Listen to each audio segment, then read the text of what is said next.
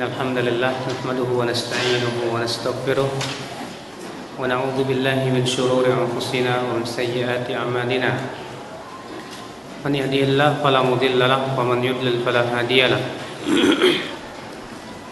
أشهد أن لا إله إلا الله وحده لا شريك له وأشهد أن محمدا عبده ورسوله قال الله تعالى في كتابه الكريم يا أيها الذين آمنوا اتقوا الله حق تقاته ولا تموتن إلا وأنتم مسلمون أما بعد فإن أصدق الحديث كتاب الله وخير الهدي هدي محمد صلى الله عليه وسلم وشر الأمور محدثاتها وكل محدثة بدعة وكل بدعة ضلالة وكل ضلالة في النار.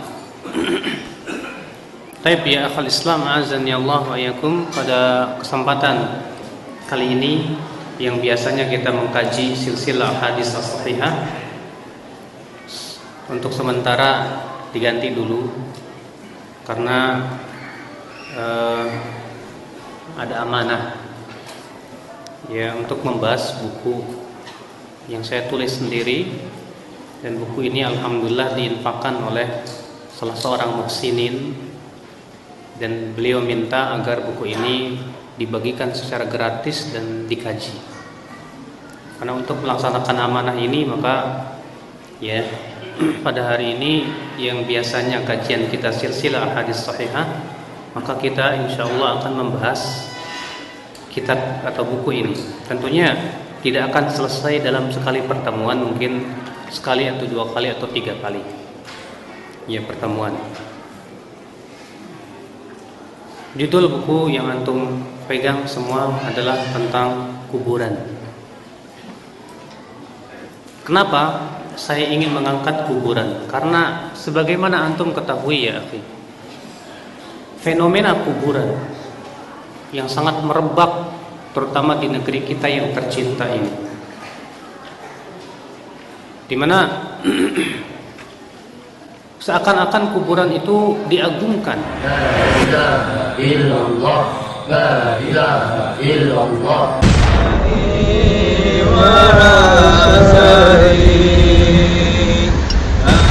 Seakan-akan kuburan itu diagungkan, dijadikan sebagai Tuhan, dijadikan sebagai tandingan selain Allah Subhanahu wa taala. Maka dari itu ikhwatul Islam azani Allah wa iyyakum, sementara dinun nabiyina, agama para nabi semenjak dari Nabi Muhammad, dari Nabi Nuh alaihi salatu wassalam sampai Nabi Muhammad sallallahu alaihi wasallam, dakwahnya adalah memurnikan tauhid, memurnikan makna la ilaha illallah. Ikhwatul Islam, pengagungan terhadap kuburan ini itu adalah merupakan warisan dari siapa? Warisan dari orang-orang Yahudi dan Nasrani. Rasulullah SAW bersabda, la'anallahu al-yahuda wan nasara ittakhadhu qubur anbiya'ihim wa salihihim masajid. Semoga Allah melaknat orang Yahudi dan orang Nasrani yang telah menjadikan kuburan Nabi dan orang-orang soleh mereka sebagai apa? Sebagai masjid. Ini menunjukkan ya akhi bahwa ya, pengagungan terhadap kuburan itu adalah merupakan warisan daripada orang-orang Yahudi dan Nasrani. Yang kemudian subhanallah, Rasul kita yang mulia alaihi salatu wassalam telah mengabarkan bahwa umat Islam akan menapaki jejak kaki mereka. Rasulullah SAW sabda apa? La tattabi'unna sanana man kana qablakum shibran bi shibrin wa dhira'an bi dhira'in hatta law dakhalu juhra dabbin la dakhaltum. Sungguh kata Rasulullah, kalian akan mengikuti sunnah orang-orang sebelum kalian, sejengkal demi sejengkal, sehasta demi sehasta, sampai-sampai kalau mereka masuk ke bidang ke lubang apa? Dob pun kalian akan ikut masuk ke dalam. Ternyata ya ikhwatul Islam, pengagungan terhadap kuburan diikuti oleh umat Islam. Coba di Indonesia, berapa banyak kuburan-kuburan yang diagungkan ya? Diagungkan selain Allah Subhanahu wa taala. Ada salah seorang ikhwah kita ya, pergi ke suatu tempat untuk survei ya, kuburan-kuburan yang diagungkan. Dia datang di salah satu tempat ya. Kemudian ketika dia masuk, rupanya dimintai tarif 100.000. Dia masuk ke dalam situ, ternyata di dalam situ ada sekitar 9 kuburan. Di situ orang-orang lagi khusyuk, ada yang lagi doa, ada lagi yang baca Quran. Mungkin kekhusyuan itu tidak ada, ya, tidak mereka lakukan kalau di masjid. Akhirnya apa yang terjadi? Dia nanya, ya kamu di sini sudah berapa lama? Kata dia, saya sudah 3 hari mas. 3 hari saya di kuburan sini. Selama 3 hari 3 kali khatam Quran. Masya Allah. Mas mau ngapain kesini? Kalau mau minta jabatannya tinggi, kuburannya yang ini. Kalau mau minta ini, kuburannya itu lagi. Loh, jadi setiap kuburan ada tugasnya masing-masing. Masya Allah. Sudah sampai demikian. Ya. Belum lagi kuburan-kuburan para wali yang disebut dengan wali songo di Indonesia. Yang kita sendiri ya akhi tidak mengetahui secara persis bagaimana akidah dan keyakinan para wali songo. Kenapa? Karena wali songo tidak mewariskan kitab. Kalau Imam Ahmad mewariskan kitab tidak. Imam Syafi'i mewariskan kitab. Imam Abu Hanifah, Imam Malik, Imam Bukhari, Imam Muslim mewariskan kitab sehingga kita bisa mengetahui bagaimana akidah mereka. Sedangkan wali songo kita tidak tahu. Tapi subhanallah, kuburannya diagungkan selain Allah. Ya. Lihat di kuburan-kuburan wali songo, antum lihat masya Allah, sampai ada di antara mereka yang sujud ke kuburan. Sampai ada di antara mereka yang nangis-nangis di kuburan. Innalillahi wa inna ilaihi raji'un. Maka ikhwatul Islam azani Allah, ya, fenomena ini sebetulnya Rasulullah SAW telah jauh-jauh hari ingatkan. Di mana Rasulullah SAW berdoa, Allahumma la taj'al qabri wathanan yu'bad. Ya Allah, jangan engkau jadikan kuburanku ini sebagai berhala yang disembah. Rasulullah SAW minta kepada Allah, jangan sampai kuburanku dijadikan sebagai berhala yang disembah. Ya. Kenapa? Mungkin Rasulullah SAW ya diberitahu oleh Allah ya bahwa kelak umatnya akan mengagungkan kuburan-kuburan, dijadikan berhala-bahala, atau karena memang kebiasaan orang-orang sebelum kita, mereka menjadikan kuburan nabi dan orang soleh mereka sebagai tandingan selain Allah. Ya. Maka insya Allah kita akan membahas buku ini sedikit demi sedikit ya, karena untuk melaksanakan amanah saja untuk membahas buku ini. Kita buka bab 1, hakikat kuburan.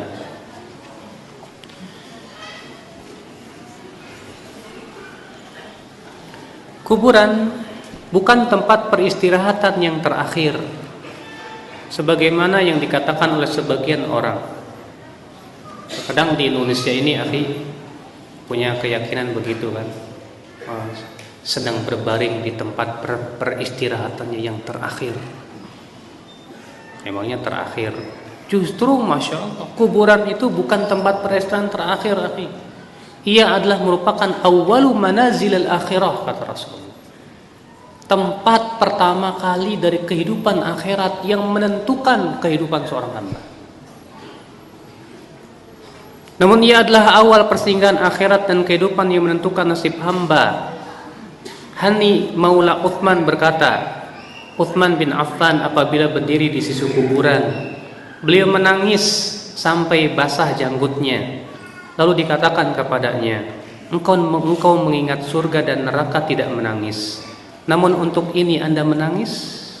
Ia menjawab, sesungguhnya Rasulullah SAW bersabda, innal qabra awwalu manazilil akhirah, fa in naja minhu fama ba'dahu aisaru minhu, wa illam yanju minhu fama ba'dahu asyaddu minhu. Ya, sesungguhnya kata Rasulullah, kuburan itu adalah awal kesinggahan akhirat. Jika selamat darinya, maka yang setelahnya akan lebih mudah darinya, dan jika tidak selamat, maka yang setelahnya lebih berat darinya. Berarti ya akhi, kuburan itu sebagai penentu kita di dalam kehidupan akhirat. Kalau di dalam kuburan kita nggak selamat, maka di akhirat lebih tidak selamat. Na'udzubillah. Ya memang ya akhi, betul kuburan itu tempat beristirahat, tapi hanya untuk orang yang beriman saja. Untuk orang yang beriman, betul Rasulullah mengatakan bahwa orang beriman beristirahat di kuburannya, tapi bukan sebagai peristirahatan tempat terakhir. Disebutkan dalam hadis, Abu Qatadah bin Rib'i al-Ansari berkata, anna Rasulullah SAW murra alaihi bi janazatin faqala mustarih wa mustarahun minhu. Qalu ya Rasulullah mal mustarih wa mal mustarah minhu? Qala al-'abdul mu'min yastarihu min nasabid dunya wa adhaha ila rahmatillah, wal 'abdul fajiru yastarihu minhu al-'ibad wal bilad wasyajar wad dawab.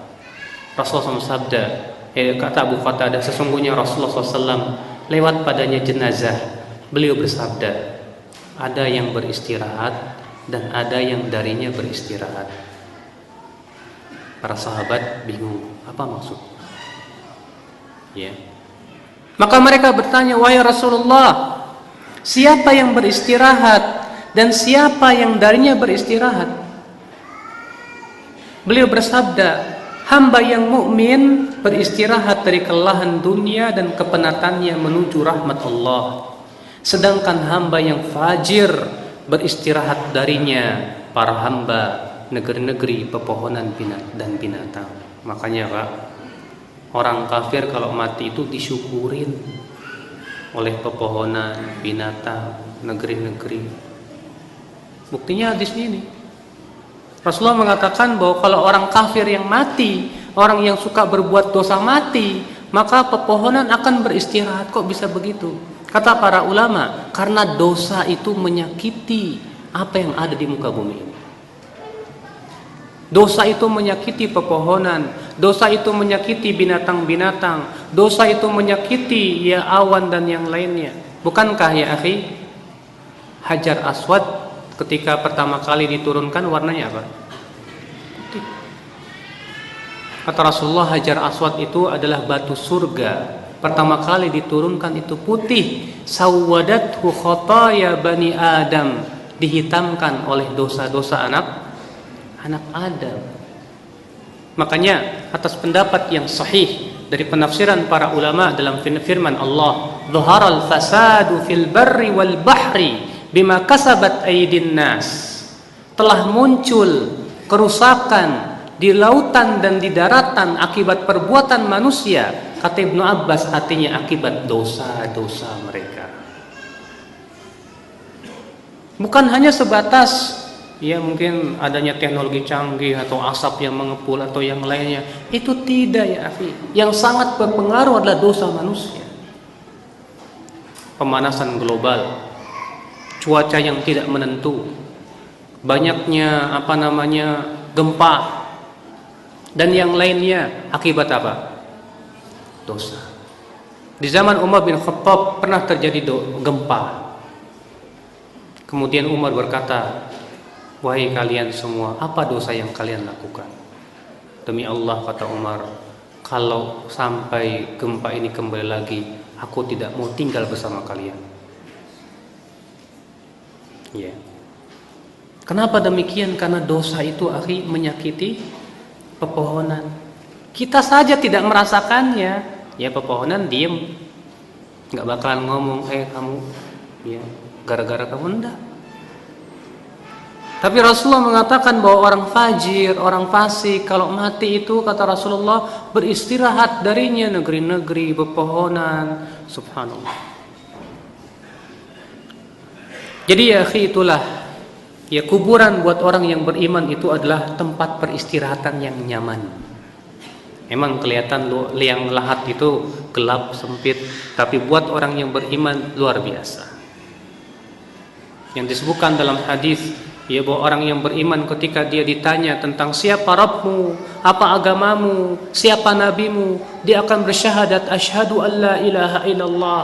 Dia pun bisa menjawab. Lalu Allah berfirman, an sadaqa abdi, benar hambaku itu, perlihatkan tempatnya di dalam surga. Lalu kemudian kuburannya itu diluaskan sejauh mata memandang dan diberikan cahaya dan sinar. Berbeda dengan kuburan orang-orang yang kafir, yang fasik, yang fajir.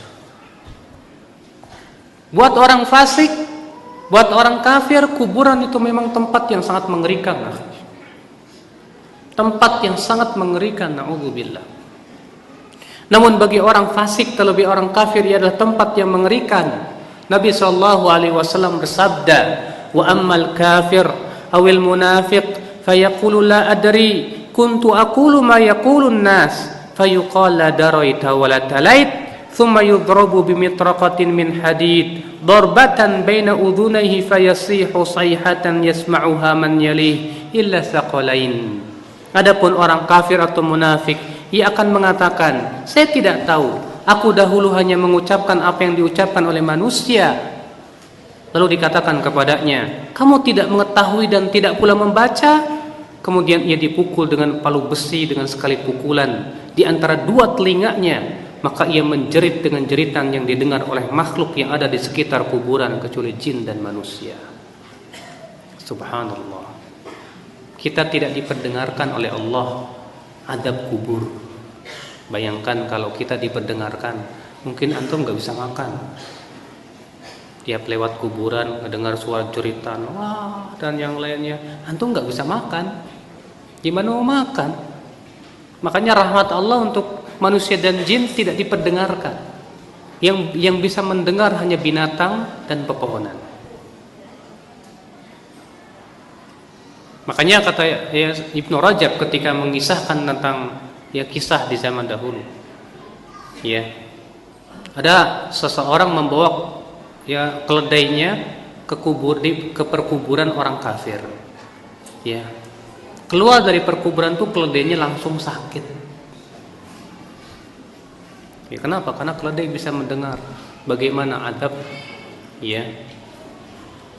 Ini ikhwatul Islam, azani Allah wa iyyakum. Lihat ya akhi, yang menjadi perhatian kita di situ. Ketika orang kafir ditanya, tentang siapa Rabbmu, apa agama, apa kata dia? La adri, saya tidak tahu. Aku cuma mendengar orang-orang mengucapkan sesuatu, aku pun ikut-ikut mengucapkan. Ikhwatul Islam, maka kewajiban kita ya akhi memikirkan apa yang kita persiapkan menuju kuburan itu. Amal kita sudah sejauh apa ya akhi? Setiap kita pasti mati, setiap kita pasti akan ditanya oleh malaikat mungkar dan nakir. Wajib diyakini, itu pasti akan terjadi ya akhul Islam, azani Allah wa iyyakum. Ikhwatul Islam, demikian memang keadaan kuburan. Ia adalah tempat yang menyenangkan orang yang beriman. Tapi ia adalah tempat yang sangat menyeramkan bagi orang-orang yang kafirin dan fajir. Maka ikhwatul Islam, setiap kita bertanya, apa persiapan kita menuju kehidupan itu? Ataukah kita masih terus disibukkan dengan dunia, dan dunia? Lalu kemudian kita pun ketika meninggal dunia dalam keadaan kita belum siap-siap menuju kehidupan akhirat. Nasallallahu as-salamata wal afiyah. Ikhwatul Islam, kuburan hanyalah benda mati yang tidak dapat memberi manfaat dan mudarat. Di halaman 18, kuburan hanyalah benda mati yang tidak bisa memberikan manfaat dan mudarat. Di dalamnya terbujur mayat yang kaku yang membutuhkan doa orang yang masih hidup. Siapa di antara antum yang pernah memandikan mayat? Nggak pernah ya? Belajar dong. Akhi, ketika antum mandiin mayat, mayatnya diam apa gimana? Antum cubit, dia ngelak. Itu mayat.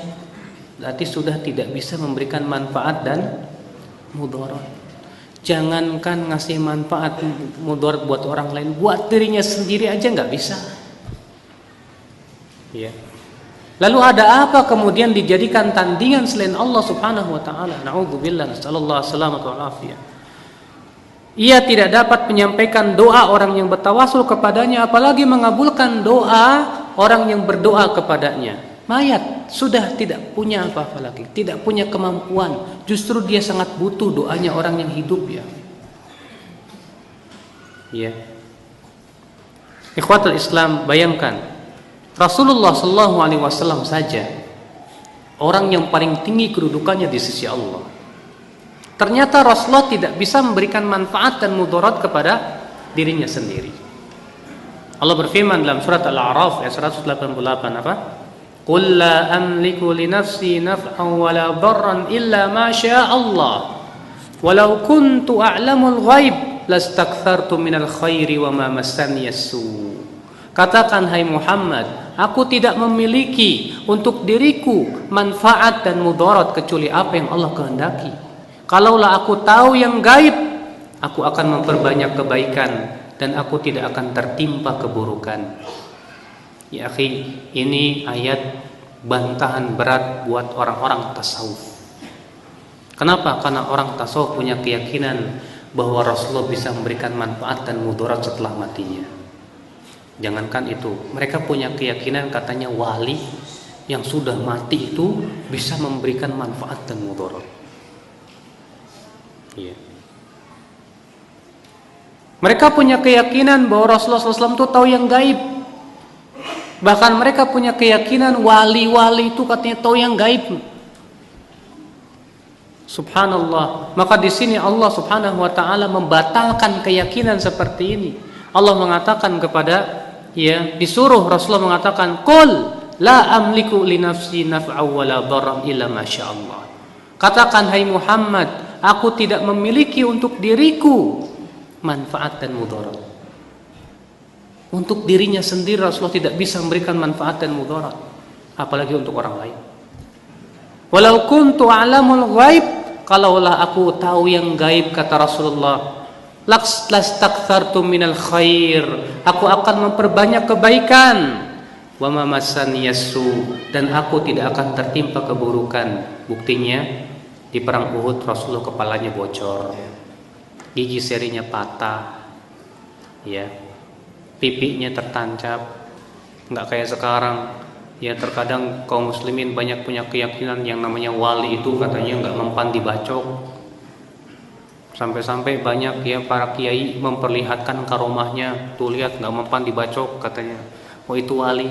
Subhanallah. Rasulullah SAW saja ya ketika perang Uhud masih bocor kepalanya. Ya subhanallah, ikhwatul Islam azani Allah wa iyyakum. Ikhwatul Islam, kuburan memang benda mati. Dia tidak bisa memberikan manfaat dan mudarat. Tapi sayang, aneh, ya seakan kuburan itu diagungkan selain Allah, dijadikan tempat beribadah dan yang lainnya. Berikut kita akan sebutkan beberapa ritual yang masyhur di kalangan masyarakat kita, ya, beserta pemaparan dalil-dalil dan sedikit ya menyebutkan tentunya ya hujah-hujah dari mereka. Bab yang kedua yaitu ritual-ritual di kuburan. Yang pertama, membaca Al-Quran di kuburan. Sebelum kita membahas hukum membaca Al-Quran di kuburan, baiknya kita bahas dulu ya hukum menghadiahkan Al-Quran. Gimana nih? Itu kadang kan di masyarakat sering kita mendengar hadiah ila hadrati fulan al-Fatihah, a'udzubillahi minasyaitonir rajim. atau misalnya baca yasinan buat si mayat, atau baca Quran, ya kan? Iya.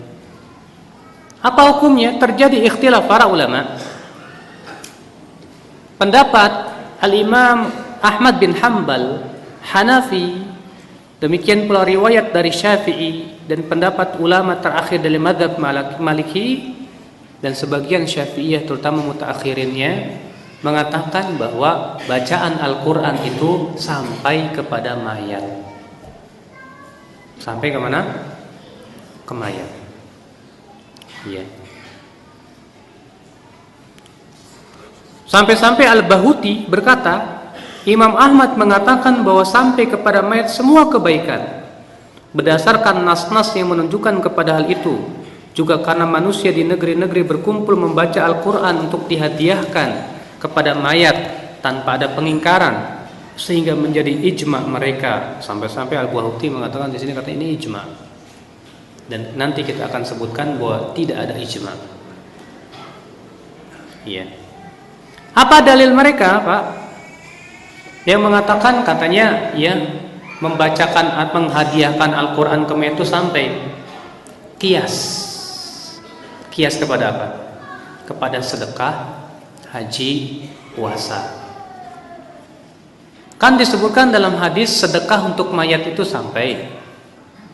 Disebutkan dalam hadis menghajikan orang itu boleh.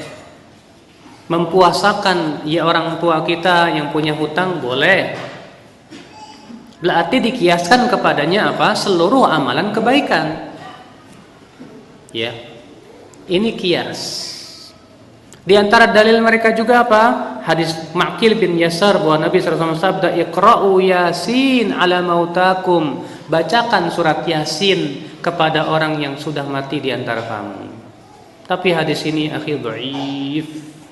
Di dalam sanadnya terdapat Abu Uthman, ya bukan An-Nahdi, dan ayahnya dua-duanya perawi yang majhul. Dan juga sanadnya muttarib, terdapat keguncangan. Ya. Pendapat yang kedua, dan ini pendapat yang masyhur dari Imam Syafi'i rahimahullah. Imam Syafi'i mengatakan bahwa bacaan Al-Quran tidak sampai ke siapa? Ke mayat. Dalilnya mana? Dasarnya surat An-Najm ayat 39. Allah berfirman, "Wa allaysa lil insani illa ma sa'a."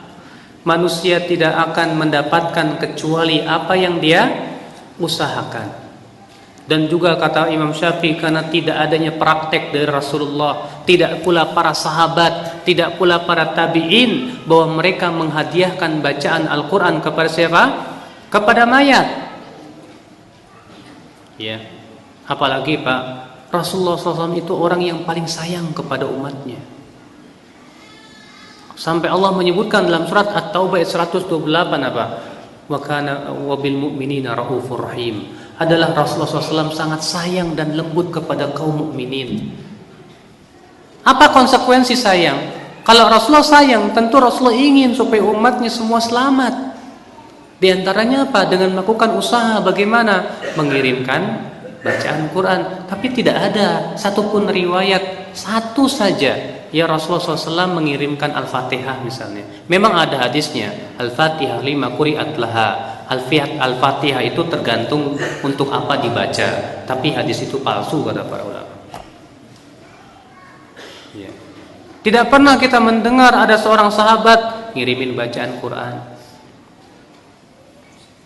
Makanya ini hujah. Maka dari itu Al-Imam Ibnu Katsir rahimahullah dalam tafsirnya, ya, Imam Ibnu Katsir dalam tafsirnya berkata, dari ayat yang mulia ini ketika menafsirkan An-Najm ayat 39, Imam Asy-Syafi'i dan para pengikutnya beristimbat bahwa bacaan Al-Quran tidak akan sampai kepada mayat, karena itu bukanlah amal mayat, bukan juga usahanya, dan Rasulullah SAW tidak pernah menyunahkan kepada umatnya, tidak juga menganjurkan atau membimbing kepadanya baik dengan nas maupun isyarat, dan tidak pernah dinukil juga dari seorang sahabat pun kalau itu baik, tentu mereka telah mendahulunya. Dan bab al-qurubat, ibadah hanya terbatas pada nas, tidak berlaku padanya qiyas dan ra'yu. Dan ini pendapat yang sahih, Pak, yang rajih. Sebab coba antum minta kepada para kiai atau ajengan yang mengatakan bahwa bacaan Al-Quran sampai kepada mayat. Minta, mana praktek dari Rasulullah? Sekali saja Rasulullah kalau ziarah kubur tuh baca Quran dihadiahkan ke mayat. Padahal Rasulullah itu sering berziarah kubur. Di suatu malam ketika Rasulullah SAW diperintahkan oleh Allah untuk berziarah kubur Baqi, lalu kemudian diikuti oleh Aisyah dari belakang. Aisyah dia tidak mendengar Rasulullah SAW menyampaikan atau membacakan Al-Quran. Bahkan ketika Aisyah berkata kepada Rasulullah, "Ya Rasulullah, kalau saya berziarah kubur, apa yang harus saya baca?" Kata Rasulullah, "Quli, ucapkan Assalamualaikum ya ahlad diyar." Ya, sampai akhirnya Rasulullah tidak mengajarkan tentang bacaan ayat Al-Quran. Kalaulah itu baik, tentu sudah diajarkan oleh siapa? Oleh Rasulullah Sallallahu Alaihi Wasallam. Para sahabat yang mati di zaman Rasulullah banyak tidak? Baik. Ketika Rasulullah SAW meninggal dunia, apakah para sahabat baca yasinan? Tidak pernah kita mendengar dalam sejarah ketika Rasulullah SAW meninggal dunia itu para sahabat yasinan.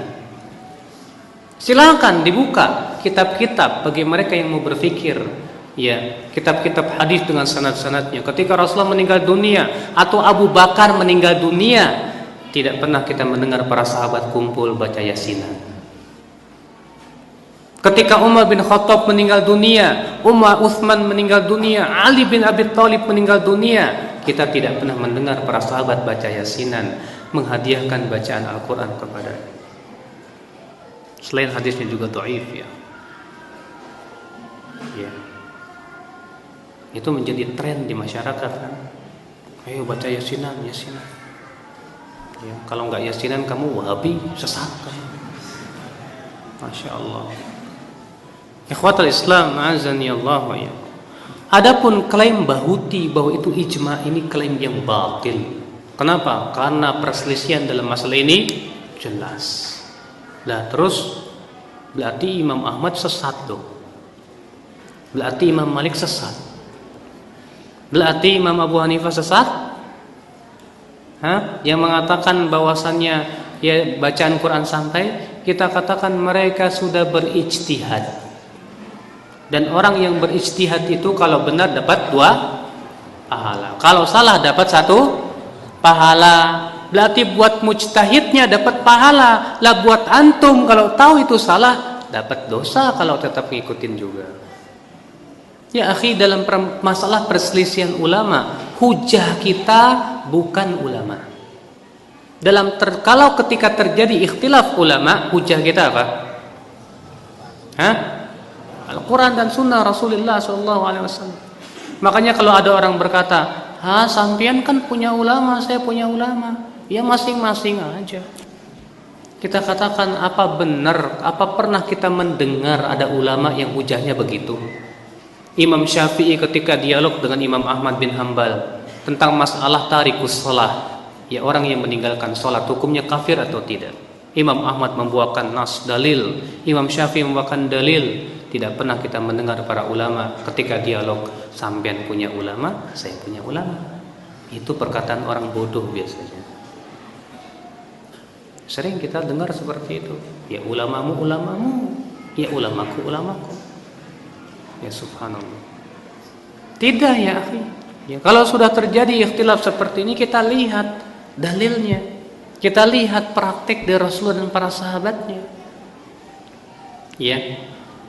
Maka ini pendapat yang sahih, yang rajih, bahwasanya tidak pernah dinukil bahwa Rasulullah SAW menghadiahkan bacaan Al-Quran. Tidak pula para sahabat, tidak pula para tabi'in. Sekarang kita baru masuk hukum membaca Al-Quran di kuburan. Setelah kita memaparkan hukum menghadiahkan bacaan Al-Quran, kita lanjutkan dengan pembahasan hukum membaca Al-Quran di kuburan. Apa hukumnya? Terjadi ikhtilaf juga. Sengaja saya sebutkan ikhtilaf ulamanya siapa supaya apa? Antum semua tahu.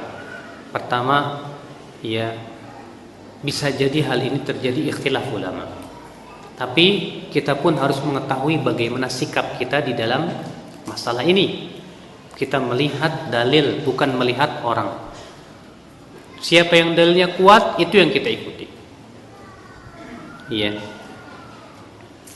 Sayyid Sabiq dalam kitab Fikih Sunnah berkata, para fuqaha berselisih mengenai hukum membaca Al-Quran di kuburan. Asy-Syafi'i dan Muhammad bin Al-Hasan berpendapat sunnah agar memberikan keberkahan padanya, dan disetujui oleh Al-Qadhi Iyad dan Al-Qarafi. Dari Malikiyah dan Ahmad memandang tidak apa-apa. Al-Khallal meriwayatkan dari jalan Ruh bin Al-Faraj dari Al-Hasan bin As-Sabbah, ia berkata,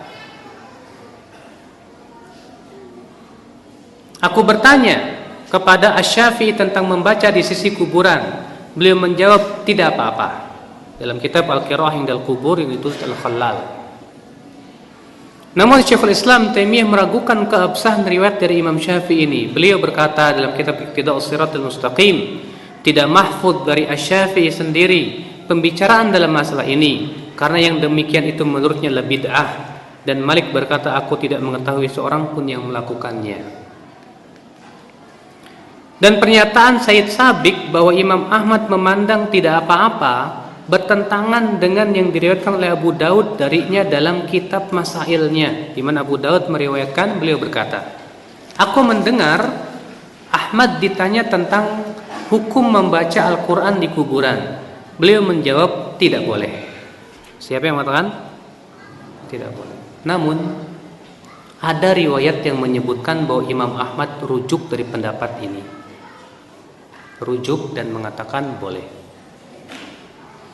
Nah ini yang kemudian riwayat ini dijadikan dalih yang sangat kuat. Tuh lihat, Imam Ahmad saja rujuk dan membolehkan baca Quran di mana? Di kuburan. Kita akan sebutkan riwayatnya, yaitu yang diriwayatkan Al-Khallal, akhbarni Al-Hasan bin Ahmad Al-Warraq, haddatsana Ali bin Musa Al-Haddad. Aku bersama Ahmad bin Hanbal dan Muhammad bin Qudamah Al-Jauhari pada suatu jenazah. Ketika mayat telah dikuburkan, ada seorang lelaki buta duduk membaca Al-Quran di sisi kubur. Maka Imam Ahmad berkata kepadanya, wahai, sesungguhnya membaca di kuburan adalah bid'ah. Ketika kami telah keluar dari perkuburan, Muhammad bin Qudamah berkata kepada Imam Ahmad bin Hanbal, wahai Abu Abdillah, apa pendapatmu mengenai Mubashir Al-Halabi? Ia menjawab, thiqah. Muhammad berkata, apakah engkau menulis sesuatu darinya? Ia menjawab, ya. Muhammad berkata, Mubashir mengabarkan dari Abdurrahman bin Al-Ala bin Al-Lajlaj dari ayahnya bahwa ia mewasiatkan apabila telah dikubur agar dibacakan di kepalanya permulaan surat Al-Baqarah dan akhirnya, dan berkata, aku mendengar Ibnu Umar berwasiat demikian. Maka Ahmad berkata kepadanya, kembalilah dan katakan kepada orang buta itu, bacalah kembali. Nah ini Pak riwayat yang menunjukkan katanya Imam Ahmad itu rujuk dari pendapatnya yang melarang. Tapi sayang, riwayat ini, hikayat ini di dalam sanadnya ada perawi yang majhul. Makanya Pak, inilah pentingnya belajar ilmu hadis. Penting kita memeriksa sanad. Kenapa orang-orang tasawuf atau orang sufi itu paling gak doyan sama ilmu hadis? Kenapa mereka sangat benci sama ahli hadis? Kalau antum kita lihat ya, kitab-kitab tasawuf, banyak sekali cercaan-cercaan terhadap para muhaddisin. Apa itu ahli hadis? Ahli hadis itu sanadnya dari mayat ke mayat. Kalau kami dari hidup ke hidup, haddatsana qalbi an rabbi. Bercerita kepadaku apa? Hatiku dari Rabbku. Kalau ahli hadis katakan dari haddatsana fulan mayat, an fulan mayat. Kenapa ya akhi orang-orang tasawuf itu tidak suka dengan ilmu hadis? Karena kalau kita tegakkan ilmu hadis, rontok semua hujah-hujah mereka. Ketahuan borok-borok hujah-hujah mereka. Karena mereka sama sekali tidak peduli dengan hadis Nabi SAW. Apakah hadisnya sahih atau atau tidak. Makanya mereka perlu untuk membela perkataan, loh, ya hadis dhaif juga hadis.